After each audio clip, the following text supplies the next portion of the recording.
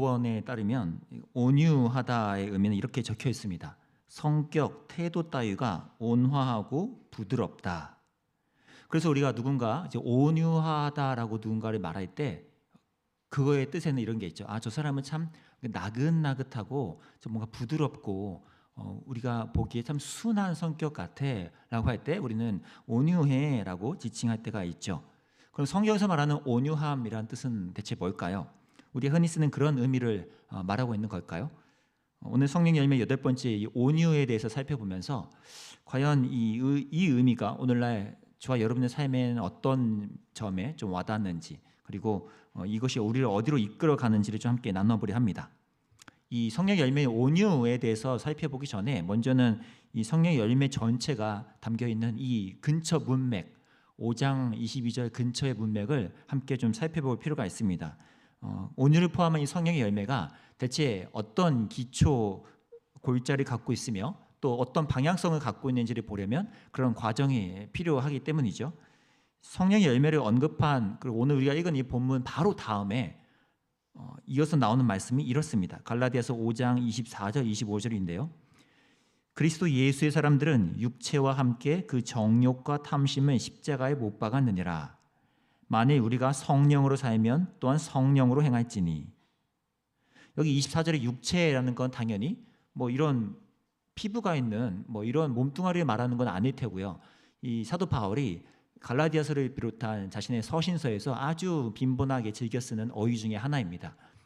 어떤 죄의 탐욕, 그러니까 죄의 본성에 이미 지배받고 있는 이 인간의 어쩔 수 없는 상태, 그런 죄된 본성의 모습을 지칭할 때 이 육체라는 거라고 표현을 하죠. 근데 그리스도 예수의 사람이라 하면 그런 육체, 죄의 지배를 늘 받으며 사는, 거기에 끌려만 가는 삶이 아니라 그 대신 어떻대요? 25절 말씀처럼 성령으로 나았다 하는 거죠. 성령으로 새롭게 된 것뿐만 아니라 어디까지 가요? 성령으로 새롭게 되었기 때문에 이제 성령으로 행한다라고요. 여기 행한다라는 이 표현은 삶의 표준으로서 거기에 맞게 일치해 서다, 거기와 나란히 내가 맞춰 서다라는 뜻입니다. 성령님께 맞추어 내가 나란히 선다는 뜻이죠. 근데 여기서는 좀 질문이 생기죠. 성령님의 표준에 맞춰 선다? 이게 대체 뭐지? 라는 질문이요. 우리가 성령님에 따라 살고 싶지만 그 표준이 어떻게 잡는지는 우리가 잘 모르잖아요. 그럼 어떤 것이 성령님의 표준일까요? 다행히 우리는 성령님의 성품, 그분의 특징을 알고 있기 때문에 쉽게 답을 얻을 수 있습니다. 성령님은 어떤 분이시죠?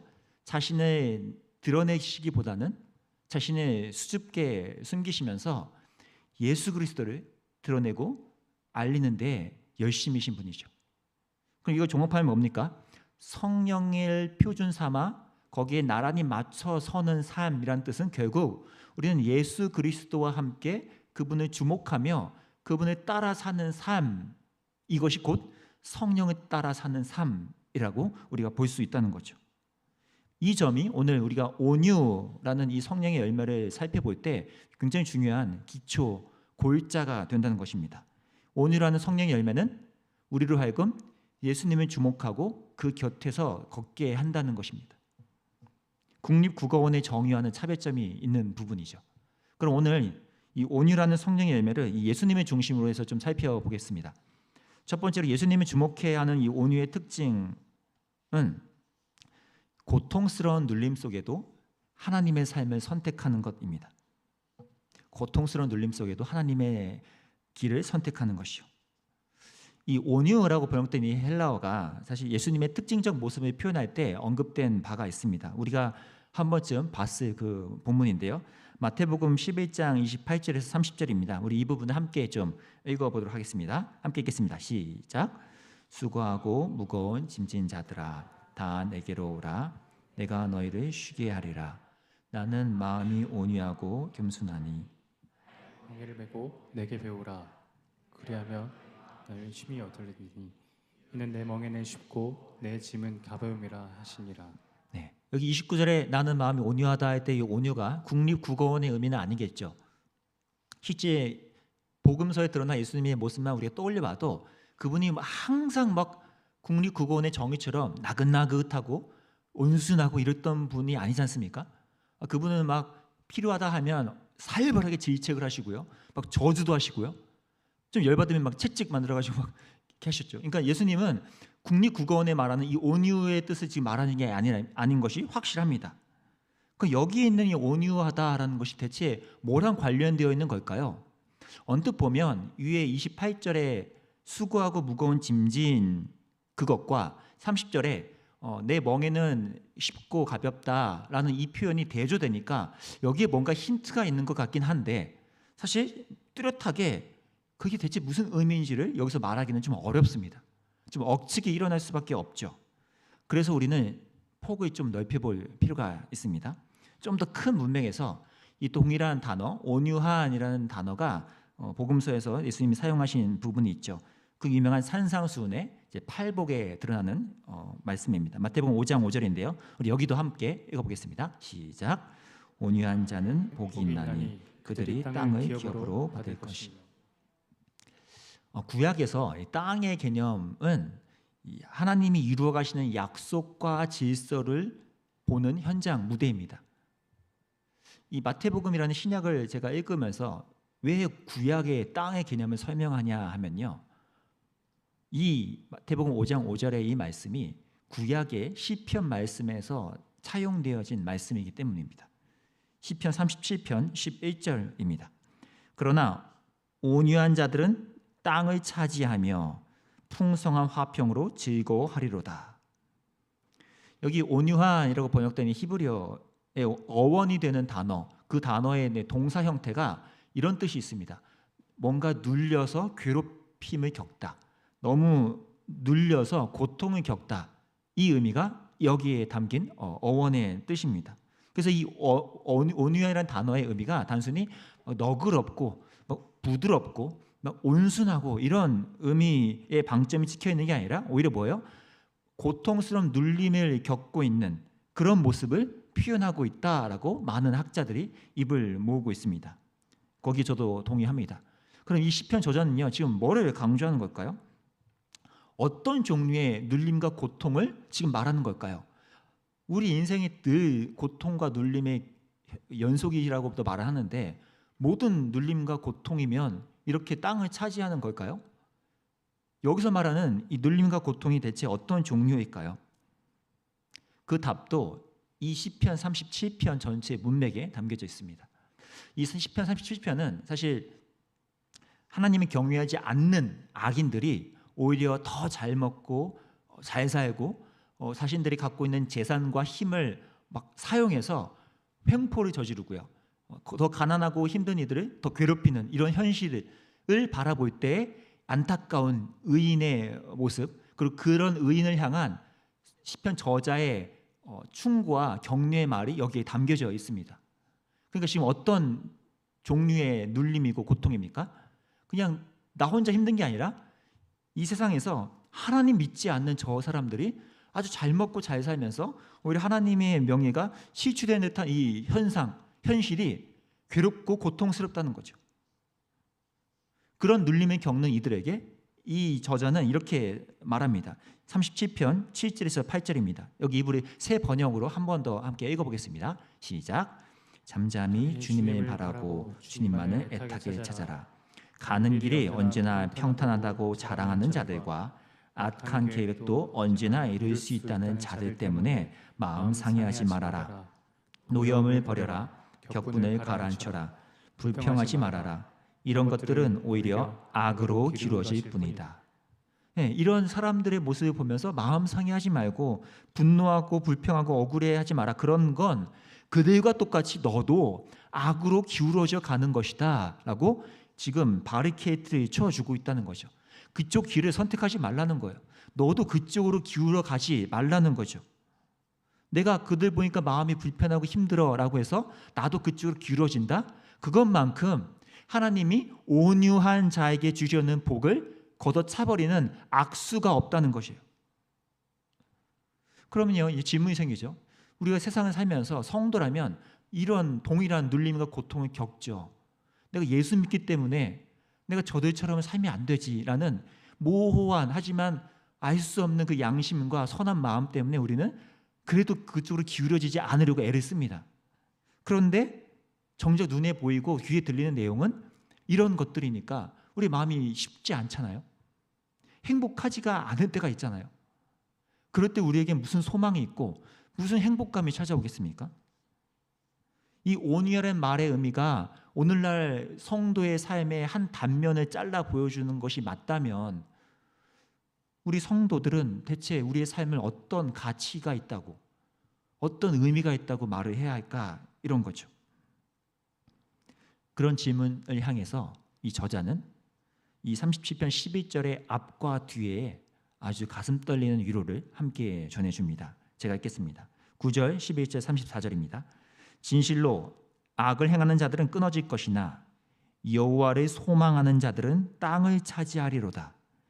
그러나 온유한 자들은 땅을 차지하며 풍성한 화평으로 즐거워하리로다.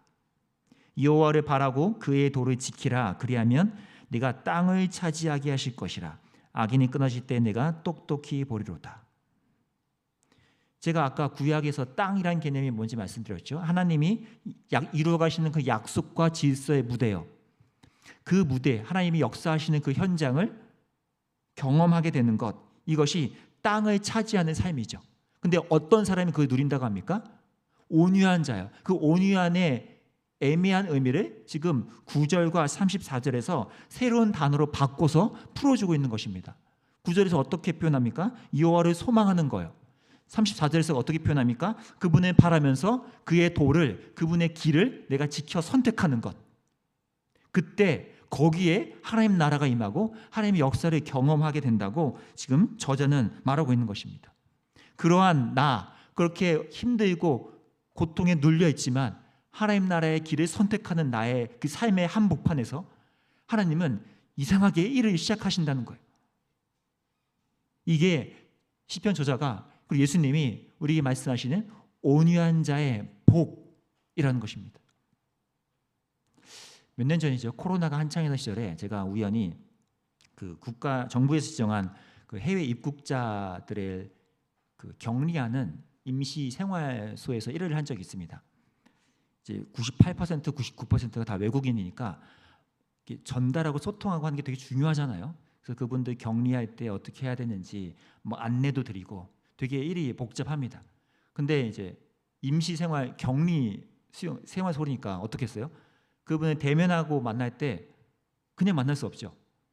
그래서 우리가 흔히 뉴스에서 많이 봤던 그 하얀색 그거 있잖아요. 그거를 다 갖춰 있고 그 장비를 다 갖춰 있고 그 한 분 만나기 위해 그렇게 그 방에 가서 소통하고 설명하고 돌아오고 이런 일들을 많이 하고요. 상황실에서는 수도 없이 수많은 이제 전화 민원이 들어오죠.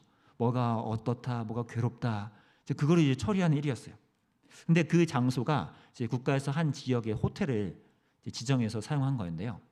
그러니까 당연히 이제 호텔의 원래 직원들, 호텔 리어 분들과 그 사람들이 거기서 이제 여전히 계속 일을 이어하는 거죠. 같이 이제 저와 같은 이제 파견 근무직과 일을 하게 된 거예요. 근데 제가 놀란 것은 거기 있는 한 체계였습니다. 흔히 이제 탑다운이라고 하죠. 거기 호텔 최고 권위 관리자께서 거의 이제 군대 이상급으로 거의 무서운 권위로서 이제 직원들을 다루고 있더라고요. 뭐 말이 이런 정도 사실은 엄청난 갑질이었습니다.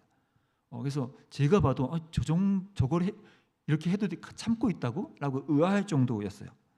가장 저의 마음에 걸렸던 건 너무나 황당하게도 식사 시간조차 보장되지 않는 책이었습니다. 우리 8시간 근무를 하면 법정으로 이제 1시간 점심시간이 주어지잖아요. 근데 거기는 뭐 아무리 상황실 근무가 있다고 해도 10분 동안 밥을 먹다가 빨리 오세요 하면 튀어가는 거예요. 뭐 호텔리어 분들이든 저와 같은 파견 근무직이든 다 그러고 있는 거죠. 제가 이제 거기에 입사한 지 한 하루 이틀 지나고 나서 생각을 한 거예요. 이걸 어떻게 해야 되지? 저는 다행히 뭐예요? 이제 파견 업체를 통해 온 거니까 내가 파견 업체를 통해 이걸 정식으로 건의해야겠다. 내가 이거를 이대로 놔두면 이건 안 되겠다 싶어서 그 업체 팀장님을 통해서 그 호텔 관리자 측에 요청을 드렸습니다. 사실 너무나 상식적이고 당연한 요청이니까 다음 날 바로 공지가 떴어요. 오늘부터 점심시간은 1시간입니다. 당연한 건데 무더 기뻐했습니다. 제가 덕분에 그 사이에서 일약 영웅이 됐어요. 저 사람이 뭐지? 약간 이렇게. 근데 저는 늘 말이죠. 당연한 건데 왜 이걸 기뻐하지? 근데 사건은 그 다음부터 일어났죠. 그 호텔 최고 관리자라는 분이 저를 바라보는 눈빛과 태도가 굉장히 많이 달라지기 시작한 거예요. 거의 이제 못 잡아먹을 사람, 이게 어떻게 보면 이 사람은 이제 내가 해치울까라는 이 심정이 막 다 드러날 정도로. 그래서 사람들도 같이 일하는 분들도 저렇게까지 티를 낸다고 할 정도로 저한테 굉장히 이제 차별을 하시는 거예요. 제가 혹여나 뭐 실수하는 거 지켜보다가 꼬투리 잡으려고, 제가 실수 잘 안 하거든요.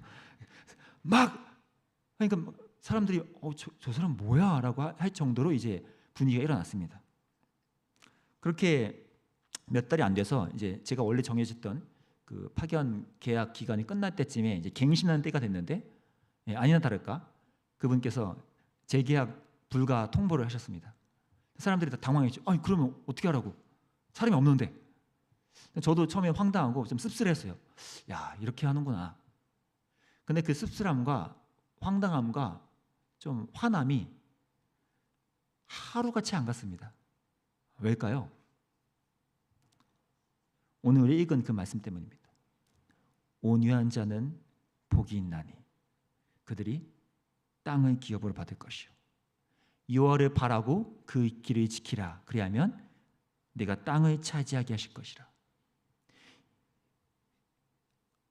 성도이기 때문에 내가 겪어야 되는 이런 고통과 눌림을 하나님이 역사하시는 현장으로 내가 받아들이고, 저를 통해서 사실 그 근무지가 계속 점심시간이 유지됐거든요. 전 그걸로 만족한 거예요. 그곳에 작게나마 하나님 나라가 이루어졌다면 저는 행복하더라고요. 막 황당하고 씁쓸함이 몇 시간 가지 않더라는 거예요. 오늘 우리가 읽었던 예수님의 그 말씀이 저한테도 계속 떠올랐습니다. 마태복음 11장 28절 30절 다시 제가 읽겠습니다. 수고하고 무거운 짐진 자들아 다 내게로 오라. 내가 너희를 쉬게 하리라. 나는 마음이 온유하고 겸손하니 나의 멍에를 메고 내게 배우라. 그리하면 너희 마음이 쉼을 얻으리니 이는 내 멍에는 쉽고 내 짐은 가벼움이라 하시니라. 이 마태복음 10장에서 11장 문맥도 시편 37편과 동일하게요. 다 전체 문맥 주제가 예수님이 믿고 따르는 자들에게 불가피하게 찾아오는 그 충돌, 갈등, 그래서 겪는 고통과 때로는 박해, 외면당함에 대해서 어떻게 꿋꿋이 견지해야 되는지를 말하는 것이 이 10장과 11장의 문맥입니다. 그 와중에 예수님이 나는 마음이 온유하다라고 말했다는 건 뭡니까? 구약의 그 개념처럼 너희가 고통과 눌림을 겪지만 이 온유함을 견지하며 나와 함께 이 멍에를 메고 배우고 간다면, 이 길을 선택한다면 너에게 복이 있으며 하나님 나라를 너희가 차지할 것이다. 그것을 너희가 경험할 것이다 라고 말하고 있는 것이죠. 세상의 논리와는 전혀 정반대인 십자가의 승리 방정식이 여기서 나타나고 있는 것입니다.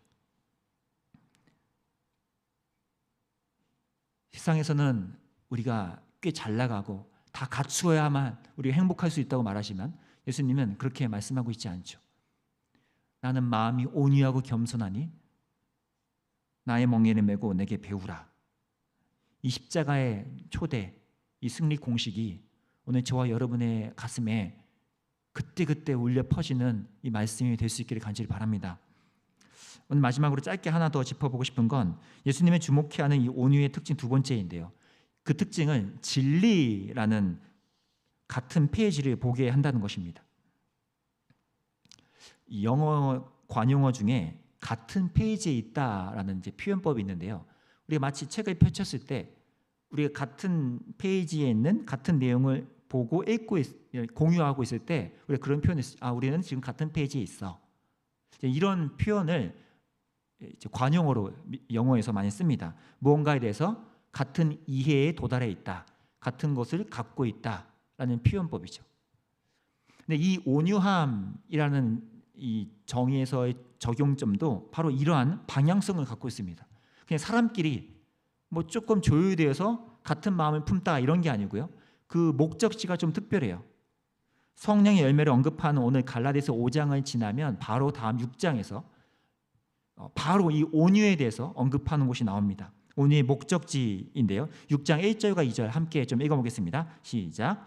형제들아, 사람이 만일 무슨 범죄한 일이 드러나거든 신령한 너희는 온유한 심령으로 그러한 자를 바로잡고 너 자신을 살펴보아 너도 시험을 받을까 두려워하라. 너희가 짐을 서로 지라 그리하여 그리스도의 법을 성취하라. 보세요. 지금 목적지가 명확하죠. 어디입니까? 그리스도의 법을 성취하는 거예요. 오늘 설교 서두에서 제가 성령께서 삶의 표준이 되는 것, 예수 그리스도 그분이 나의 표준이 돼서 그분과 나란히 서는 것이 성령의 열매가 맺혀지는 방향이라고 말씀드렸는데, 바로 지금 여기서 온유라는 열매를 통해 우리는 서로 짐을 지며 그리스도의 법을 성취하는 그 진리의 목적지를 향해 나아가는 그 방향이 있다는 것입니다.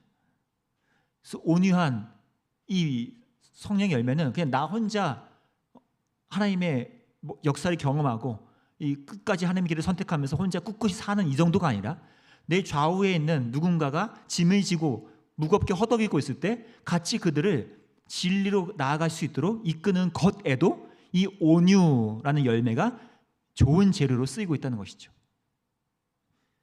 나 혼자만 멀찍이 떨어져서 고상하게 신앙생활하고, 나는 나를 지켜낼 거야, 나는 오늘도 하나님의 사람으로 잘 살아야지 라고만 있으면 그거는 이 온유함의 반쪽이라는 거예요. 내 옆에 누군가가 허덕이고 있다면, 저 사람이 참 힘들어하고 있다면, 버거워하고 있을 때 내가 그 사람의 짐을 지고 진리를 향해 그리스도의 법을, 하나님 나라를 이루는 데에 함께 나아가는 것이 온유함의 방향성, 목적지라는 것입니다. 바울은 다른 서신서에서도 이 온유함의 방향성, 이것이 얼마나 훌륭한 재료가 될 수 있는지를 이렇게 말합니다. 디모데후서 2장 25절입니다. 거역하는 자를 온유함으로 훈계하지니 혹 하나님이 그들에게 회개함을 주사 진리를 알게 하실까 하며. 동일한 목적지죠. 온유함을 통해 그들이 하나님의 진리 안으로 더욱더 나아가도록 하는 것, 이것이 성령의 열매가 쓰여지는 좋은 방편이라는 것입니다. 고린도전서 4장 20절에도 동일합니다. 하나님의 나라는 말에 있지 아니하고 오직 능력에 있음이라. 너희가 무엇을 원하느냐? 내가 매를 가지고 너에게 나아가랴. 사랑과 온유한 마음으로 나아가랴. 지금 바울이 얘기하는 거예요. 내가 하나님 나라라는 저 목적지를 향해서 너희와 함께 나아가고 싶은데, 거기에는 사랑과 온유라는 이 성령의 열매를 가지고 내가 나아가는 게 맞다라고 얘기하고 있는 것이죠. 하나님 나라라는 같은 페이지를 바라보도록, 진리라는 같은 페이지를 보며 서 있을 수 있도록 우리는 이 온유함이라는 열매를 아름다운 재료로 사용할 수 있다는 것입니다. 그렇기 때문에 이 성령의 열매 온유는 나 혼자만의 것이 아닌 누군가와 함께 이루어지는 관계적인 측면도 함께 짊어지고 있는 것이죠. 말씀을 좀 정리해 보겠습니다. 예수 그리스도를 믿고 따르는 성도라면 고통스러운 눌림, 그 고통스러운 삶의 어려움이 찾아올 수밖에 없습니다. 하지만 그런 황량한 삶 속에서 우리가 하나님의 길을 선택하는, 그리고 진리의 페이지를 함께 바라보고 있다면 우리의 그 허덕이는 삶 속에서 온유함을 통해 하나님 나라가 이루어져 갈 것입니다. 이 온유한 열매가 맺혀져 갈 때 거기서 우리는 나를 통해 하나님이 일하고 계시구나, 나는 여전히 대단한 것을 하지 못했지만 이 나라는 사례를 통해 우리 가족이, 내 집에 있는 누군가가, 내 직장에 있는 누군가가 하나님 나라를 작게나마 경험하는구나 라는 것이 바로 이 온유라는 열매를 통해 우리가 전달할 수 있다는 것입니다. 저와 여러분이 이 진리의 페이지를 향해서 성령님을 따라 함께 이 길을 걸어가고 십자가의 성공, 이 승리 방정식을 포기하지 않는 저와 여러분이 될 수 있기를 간절히 기도합니다. 오늘 함께 좀 말씀해 놓고 기도하겠습니다. 오늘 말씀을 담아낸 찬양인데요, 성도라면 이 고백과 이 간구가 우리에게 당연한 제목이 되어야 할 거라 믿습니다. 함께 고백합시다. 환난, 가난과 고난, 환난, 가난과 고난, 수고로움 속에도 성도는 그 믿음을 지켰네. 주를 섬기는 일에 자신을 다 드리며 진리의 말씀과 성령으로 그 길. 우리 처음부터 한 번 더 고백합니다. 환난, 가난과 고난, 수고로움 속에 성도는 그 믿음을 지켰네. 주를 섬기는 일에 자신을 다 드리며 진리의 말씀과 성령으로 그 길을 걸었네. 아멘. 그리스도 안에서 새롭게 하시고 그리스도로 그리스도로 인하여 자유케 되었네. 우리는 무명하나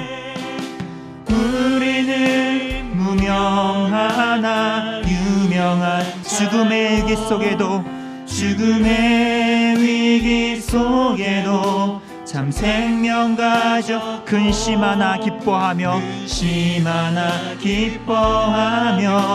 가난하나 다른 이를 부욕해 하는 자. 우리는 무명하나 유명한 자요.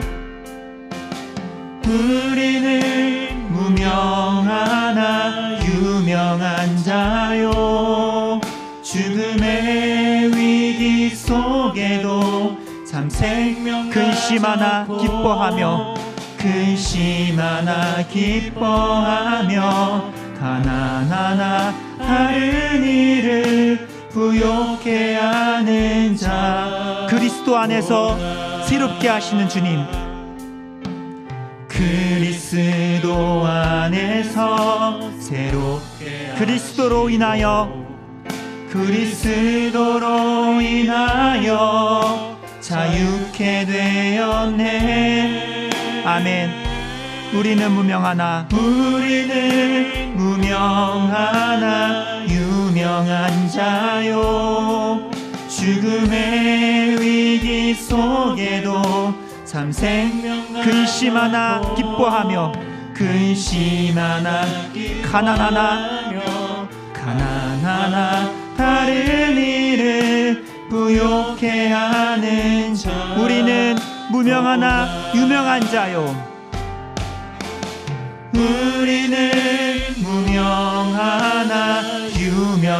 자요. 죽음의 위기 속에도 참 생명과 근심하나 기뻐하며 가난하나 다른 이를 부욕해 하는 자. 모든 것 가진 자로다.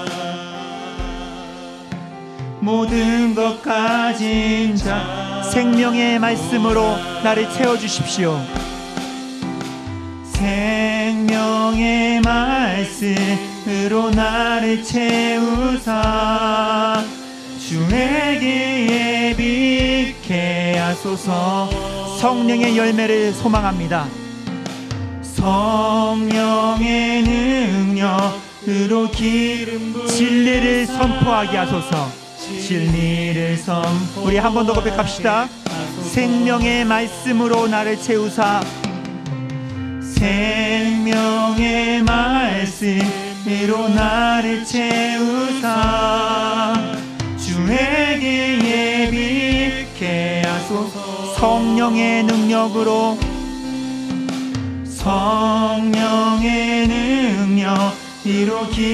진리를 선포하게 하소서.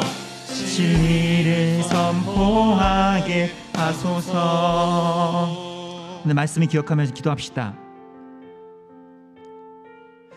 하나님의 두려워하지 않는 이들이 점점 잘 먹고 잘 사는 것, 그 뻔뻔스러운 삶의 모습을 볼 때 성도의 마음은 눌리고 고통스럽다고, 그런 삶은 오래도록 몇천 년간 이어져 왔다고 성경은 말합니다.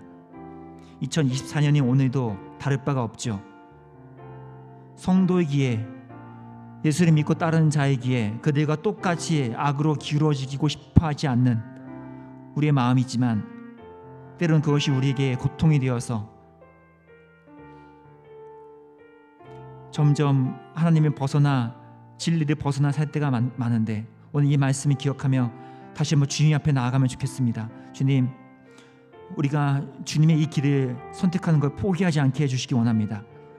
너무나 허무하고 황당하고 억울한 일이 일어날지라도 바로 그 현장이 온유한 자를 통해 하나님의 나라가 이루어짐을 예수님이 약속하신 그 복이 이루어지는 현장이라면, 아니 우리의 삶이 그런 현장이 되기 원한다고, 아니 우리의 그런 대단치 않은 삶을 조차해서도 하나님 나라가 이루어질 수 있다면 우리의 삶을 사용해달라고 함께 기도하면 좋겠습니다. 세상의 공식과 세상에 말하는 성공의 방정식이 우리의 삶의 공식이 아니라 십자가의 공식, 십자가 논법이 우리의 논법이 되어서 우리가 그 십자가의 길을 흠모할 수 있게 해달라고, 세상의 것들을 우리가 흠모하다가 좌절하는 것이 아니라 십자가의 방정식을 우리가 흠모하다가 그 길이 좋아 그 길 속에서 하나님의 역사를 보며 이 온유한 자가 누리는 그 복을 우리가 누릴 수 있게 해달라고 우리 함께 기도하면 좋겠습니다. 기도할 때 주님, 우리에게 이 온유한 자가 누리는 그 복을 향한 흠모함을 허락해 주시기 원합니다. 우리가 하나님의 나라에 누리는 그 기쁨이 이 온유한 자, 고통 속에서도 하나님의 길을 선택하는 자에게 되어진다면 우리가 그것을 누리기 원한다고, 하나님 이 진리라는 같은 페이지를 바라보며 내 주변의 이들과 함께 하나님 나라를 바라보며 나아갈 수 있게 해달라고, 그 진리가 우리의 목적지가 되어져서 이 온유함의 열매가 우리 그곳까지 인도할 수 있도록 주님 인도해달라고, 우리의 삶을 그렇게 만들어가달라고 함께 은혜를 구하며 나아가겠습니다. 기도합니다. 살아계신 아버지 하나님, 오늘 우리의 삶이 날마다 세상의 질서와 세상의 공식을 바라보며 마음이 주저앉고 무너질 때가 참 많습니다. 하루가 멀다 하고 우리는 지칠 때가 있고, 성도이기에 내가 그리스도인이기 때문에 포기해야 되고 감수해야 되는 것들 때문에 마음이 무너질 때가 한두 번이 아닙니다. 오랫동안 이 길을 걸어올 때마다 하나님께서 약속하신 것들을 멀게만 느껴지고 이것이 정작 나에게 참된 행복인지 의심스러울 때도 있지만, 아니 오늘 말씀하신 바대로 우리가 이 하나님의 역사가 하나님 나라의 그 현장이 온유한 자가 있는 그곳의 현장이라면, 아니 우리가 고통의 눌림 속에서도 하나님 붙들고 나아갈 수 있기를 원합니다. 우리의 삶을 통하여서 하나님께서 일하시는 것을 우리가 보기 원합니다. 고통 속에서도 하나님의 길을 선택하는 자, 예수님이 그랬듯이 마음이 온유한 자에게, 그 멍에를 메고 배우는 자에게 주님께서 약속하신 그 복을 우리가 누릴 수 있도록 주님 인도해 주시기 원합니다. 우리의 삶이 미약하고 대단치 못할지라도 우리를 통해 그 일을 행하여 주시기를 간절히 원합니다. 성령께서 우리를 그렇게 다스먹어 주시고 우리의 삶 곳곳에서 그러한 일이 일어날 수 있도록 우리의 마음 가운데 그 길을 흠모할 수 있는 마음을 얻게 주시기 원합니다. 세상의 것들을 바라보고 부러워하기 이전에 이 하나님 나라를 우리가 흠모하고 하나님께서 약속하신 이 십자가의 길을 우리가 흠모할 수 있는 성도다운 흠모함과 성도다운 거룩한 갈망을 우리에게 허락해 주시기를 원합니다.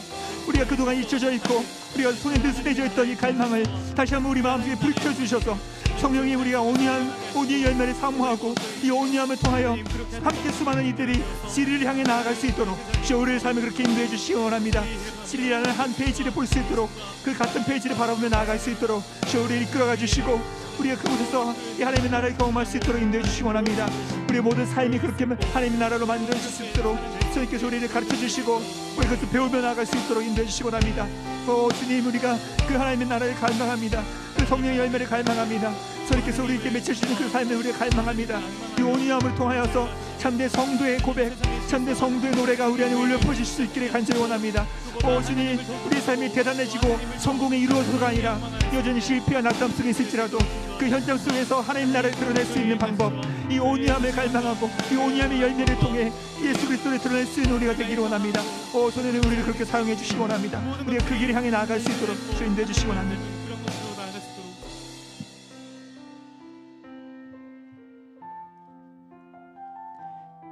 베드로전서 말씀입니다. 너희 마음에 그리스도를 주로 삼아 거룩하게 하고 너희 속에 있는 소망에 관한 이유를 묻는 자에게는 대답할 것을 항상 준비하되 온유와 두려움으로 하고 선한 양심을 가지라. 이는 그리스도 안에 있는 너희의 선행을 욕하는 자들로 그 비방하는 일에 부끄러움을 당하게 하려 함이라. 우리 안에 이 거룩한 소망과 이 담대한 믿음이 자리 잡힐 수 있도록 우리 함께 또 중보하면 좋겠습니다. 7월 8월에 걸쳐 여름 수련회가 교회적으로 진행되고요. 이번 주 금요일부터 3일간의 청년부 수련회가, 토요일에는 유아 유치부 수련회가 진행됩니다. 7월 마지막 주에는 유년부와 소년부 수련회가 8월 둘째 주에는 청소년부 수련회가 이어지는데, 이 수련회 일정들 속에 우리 아이들 마음속에, 다음 세대 마음속에 그리스도를 주로 삼아 거룩함이 갖춰지고 온유와 두려움 속으로 선함 양심을 가질 수 있는, 그렇게 하나님의 사람으로서 한 커플 한 커플 점점 빚어져 가시며 그리스도로 충만해지는 우리의 삶이 될 수 있도록 이번 수련회를 사용해 달라고 함께 기도하면 좋겠습니다. 수련회 준비하는 모든 교육자분들과 교사분들과 섬기는 리더들과 또 그것을 위해 함께 기도하며 애쓰는 모든 학부모님들 가정을 위해서도 함께 기도할 때, 주님, 교회와 가정이 한마음 한뜻으로 하나님의 뜻을 구하며 은혜를 구할 때 성령께서 각 사람에게 역사해 주시고 환경과 과정과 수련회 이후의 상황들까지도 주님께서 열매 맺게 해주셔서 이 수련회가 새로운 영적인 파도의 시작점이 되게 해주시고 각 부서들마다 이 2학기를 시작하기에 있어서 거룩한 물결이 일어나는 그 지점이 될 수 있도록 주님께서 사용해달라고, 수련회 진행하는 모든 분들 또 강사님들에게 하나님 거룩한 능력을 부어주셔서 이 수련회를 통해서 우리 하나님의 풍성함을 경험할 수 있게 해달라고, 또 이 땅의 한국교회와 북한의 지하교회 성도들 그리고 이 한반도를 위해서 기도하면 좋겠습니다. 휴지 이번 기회를 넘어서 이 한국에 있는 많은 교회들이 동일하게 이 여름 시즌에 수련회를 비롯한 사역들을 진행될 터입니다. 우리 교회만의 사역이 중요한 것이 아니라 한국 교회 많은 곳곳에 여름 사역들이 성령의 열매가 맺어지는 아름다운 결실로 이어지는 수련회일 수 있도록 인도해달라고, 각양각색의 지역과 상황과 모양의 수련회일지언정 역사하시는 성령 하나님께서 아름다운 열매들로 채워주시고 준비하는 곳곳들마다 부족함 없이 진행될 수 있도록 인도해달라고, 또 이 한국 교회가 이번에 여름을 계기로 다시 한번 뜨겁게 일어나서 이 땅을 치유할 수 있도록, 저 북한에 있는 지하교회 성도들도 하나님의 약속을 붙들며 하루하루 꾸역꾸역 버텨가며 살아가는 그 신앙 속에 거기에서 온유한 자에게 찾아오는 하나님의 능력과 하나님 나라가 이루어질 수 있도록 하나님 역사해달라고, CJ본교회의 여름사역과 한국교회와 북한의 지하교회 성도들을 위해 이 한반도를 위해서 함께 기도하고 개인 기도로 이어가면 나가겠습니다. 기도하겠습니다. 살아계신 주님, 이번 CJ본교회 여름사역을 통해서 하나님의 영광 받으시기를 원합니다. 아니, 우리가 준비하고 한 해 가는 과정 속에서 이 하나님의 신실하심과 하나님께서 우리를 사용하시고 하나님께서 우리 각 사람에게 다가오시면 우리가 보기를 원합니다. 아니, 유아 유치부부터 유년부와 소년부와 청소년부와 청년부에 이르는 모든 수련회들 가운데 이 하나님께서 한 사람 한 사람을 얼마나 사랑하시는지, 그 한 사람 한 사람이 얼마나 그리스도 안에서 또 소중한 존재이며 그들이 다시 한번 그리스도의 참된 일꾼으로 어떻게 성장해 갈 수 있는지를 우리 함께 보고 기대하며 가슴 떨려 할 수 있기를 원합니다. 하나님 말씀을 준비하며 찬양을 준비하며 모든 준비 상황과 프로그램들 준비하는 성교들 속에 하나님께서 지혜와 명철과 온유함과 겸손함과 따뜻함과 기쁨과 설렘을 허락해 주셔서 하나님 상황들 속에 주저앉지 않고 그 상황들 속에 뛰어넘어서 하나님께서 역사하시며 하나님이 다가오심을 바라볼 수 있도록 우리의 믿음의 눈을 열어주시기를 간절히 원합니다. 모든 상황들과 사역들 속에서 하나님께서 세세히 일하여 주시고 항상 그러하셨듯이 우리의 생각을 훨씬 뛰어넘어서 우리의 계획을 훨씬 뛰어넘어서 하나님께서 역사하시고 다가가시고 고쳐주시고 새롭게 해주시기를 원합니다. 그 모든 일들 통하여 결국 하나님께서 하셨음을 우리가 고백하고 하나님께로만 온전히 영광 돌리는 그 수련이 될 수 있기를 간절히 소망합니다. 준비하는 모든 분들에게 성령으로 충만케 하시고 하나님께서 원하시는 이 성령의 열매가 수련회 이후에도 우리 삶에서 맺혀져 갈 수 있도록 저는 수련회 이후에까지 주께서 함께 해주시기를 원합니다. 하나님께서 원하시는 일들이 이 수련회 후의 일상 속에서도 열매 맺어 갈 수 있도록 저는 함께 해주시기를 원합니다.